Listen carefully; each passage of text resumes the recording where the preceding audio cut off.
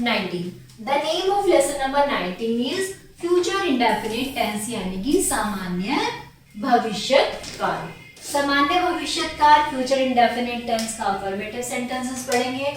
अब इसकी पहचान क्या है, कैसे पता चलेगा हमें कि ये फ्यूचर इंडेफिनिट टेंस है, इसकी हम पहचान देखेंगे। इसकी पहचान क्या होती है, इस काल के वाक्य के अंत में गा, की, गे आदि शब्द आते हैं। कार्य का भविष्य काल में होने का बोध होता है। नियम है, आई तथा वी सब्जेक्ट के साथ सेल तथा अन्य सब्जेक्ट के साथ विल का प्रयोग होता है। क्या कहा इसने कहा आई तथा वी, क्या आई और वी सब्जेक्ट के साथ किसका, शैल का, और सभी के साथ किसका, विल का प्रयोग होता है।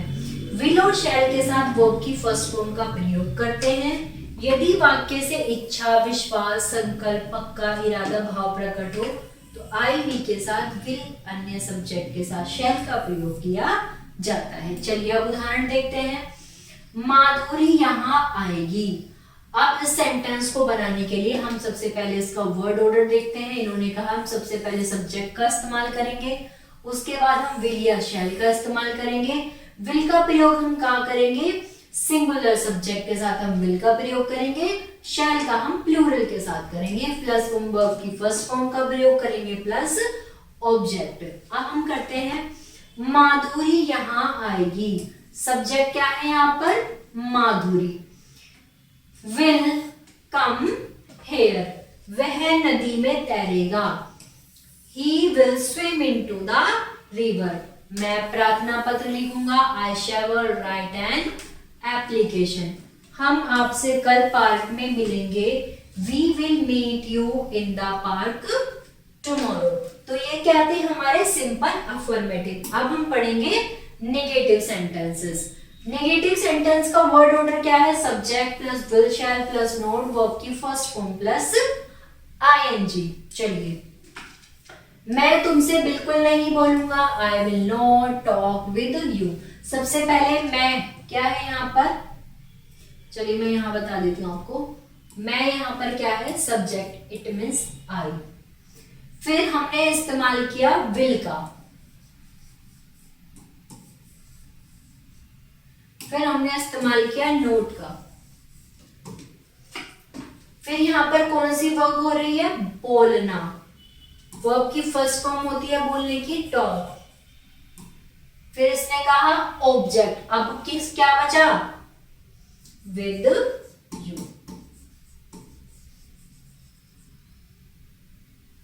ठीक है, अब हम बात करते हैं, हम उसे माफ नहीं करेंगे। We shall never forgive him, वह अपना पाठ याद नहीं करेगा।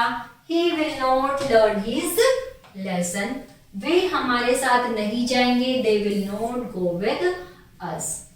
अब इसने कहा है कि नहीं के लिए विल शैल के बाद नॉट का प्रयोग करते हैं, कभी नहीं के लिए विल शैल के बाद नेवर का प्रयोग करते हैं। सिंपल अफर्मेटिव पढ़ चुके हैं, नेगेटिव पढ़ चुके हैं। अब हम पढ़ेंगे इंटरोगेटिव। इंटरोगेटिव में नियम देख लेते हैं पहले।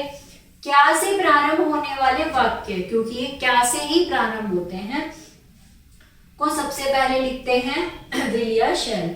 वाक्य के मध्य प्रश्न सूचक शब्द आने पर सबसे पहले इन्हीं शब्दों की अंग्रेजी लिखते हैं, फिर विल शैल का प्रयोग करते हुए आगे बढ़ते हैं। चलिए, वर्ड ऑर्डर है इसका, will shell plus subject plus verb की फर्स्ट फॉर्म प्लस ऑब्जेक्ट।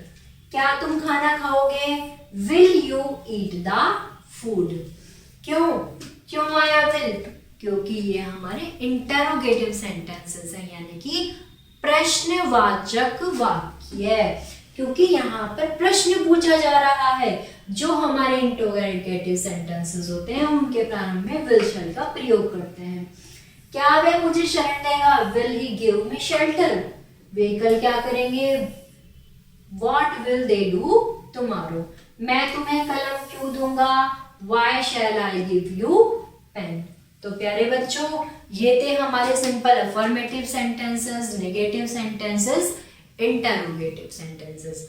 आशा करती हूँ आप सभी को समझ में आए होंगे। कोई भी समस्या है तो आप कमेंट बॉक्स में जरूर लिखिए और वीडियो को लाइक करें। Thank you.